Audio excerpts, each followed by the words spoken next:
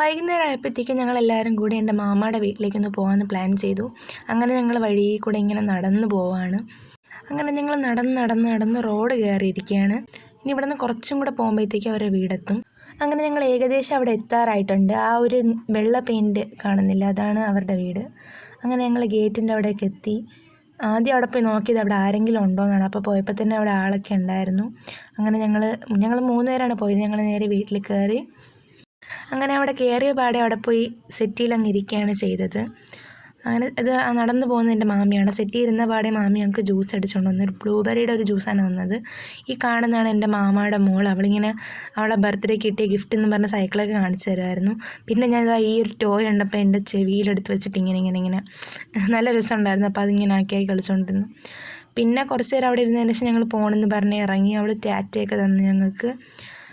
അങ്ങനെ ഞങ്ങൾ അവിടെ നിന്ന് ഇറങ്ങി. ഞങ്ങൾ ഇറങ്ങണമെന്ന് പറഞ്ഞപ്പോൾ അവിടെ എന്തോ പരിപാടിയായിട്ടിരുന്ന് അവൾ ഓടി വരികയാണ്.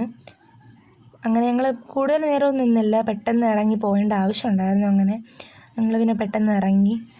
പിന്നെ ഞങ്ങൾ നേരെ വീട്ടിലേക്ക് പോയി. അപ്പോൾ ഇത്രയൊക്കെ ഉള്ളൂ. ടാറ്റാ, ബൈ.